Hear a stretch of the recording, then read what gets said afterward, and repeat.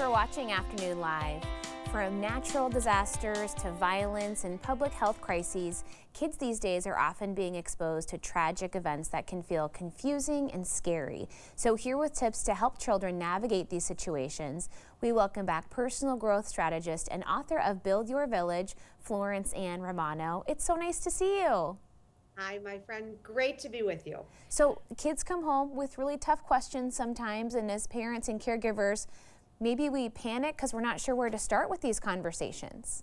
Sure. Remember Fred Rogers and the famous words, look for the helpers? That's always a great place to start, because when they're first coming home, perhaps with their fear, perhaps with their feelings, or just their questions, you want to stop, I think, that fear in yourself from driving the conversation. You want to try to collect yourself and say, okay, I can handle this. I can figure this out with them. Just because you're having the conversation doesn't mean you necessarily have all the answers. I want to really drive that home. Oftentimes, they're not looking for the answer. They're looking for you to understand their feelings. And so if you can come at it from that perspective, then you can kind of start to peel back the onion a bit about what's actually going on here. What is it that they're trying to understand?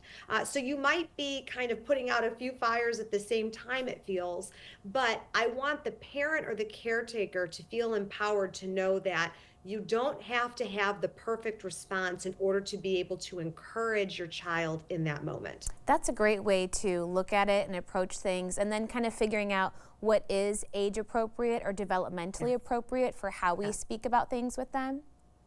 It's also hard if there's other children around having this conversation when, you can't just in a funnel say, okay, this child is this age and this is their emotional capacity. If you have another child who's listening and they're going to chime in or whatever you might say in this moment to this child specifically isn't going to be age appropriate for this one. How do you kind of spider off those conversations? So don't be afraid to say, I want to have this conversation with you. Let's talk about it. These are great questions. I hear that you're scared, or I hear that you're nervous, and validate all of that, but also give yourself the moment, the environment to have that conversation. Don't feel like you have to, on demand, answer those questions. Make it work for you and the child.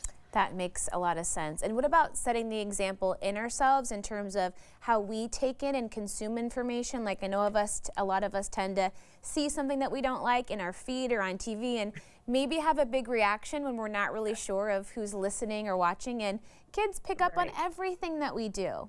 They do, and always those role models. No matter what, they're paying attention, they're absorbing it. You're just sitting there in the carpool lane, you got a couple kids back there, and you're scrolling on social media, and they're listening to that video that you're watching, and you think they're not paying attention. Of course they're paying attention. They're always paying attention, and then you wonder where they pick up this information, or perhaps an outburst that they have could be triggered from something that you've watched, that maybe the intonation was angry, it was scary, or they ended up seeing something on your phone or your tablet that you didn't think they saw.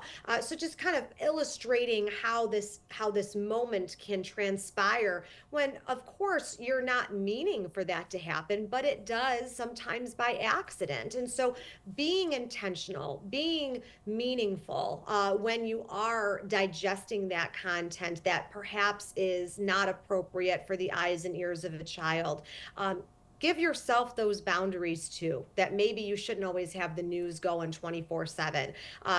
Your boundaries are going to be important with this too. Your temperament level, or knowing thyself well enough to know how you're possibly going to react to something. Or perhaps you're like, you know what, I don't trust myself enough to be digesting this content right now and not have it show all over my face, or not have it just kind of tumble out of my mouth.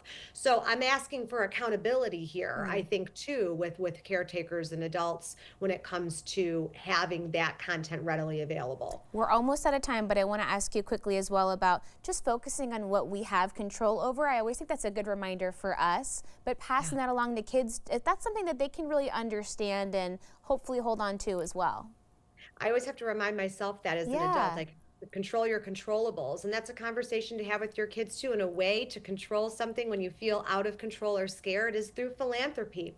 Find a way to give back, especially in a scary situation. It makes the fear become something active for you to channel that, and for the child to channel that. Also, take advantage of the digital world. There are so many videos out there that show people doing good, and let your kids see that. Let them see kids their age being helpful. It's a great emulation. That's a great place to start. Hey, thank you so much. It's always great chatting with you. Oh, so good to be with you. Thank you for having me We'll back. see you soon. Again, Florence Ann's book is called Build Your Village, and we'll have more information on our website at katu.com. We'll be right back with more Afternoon Live right after this.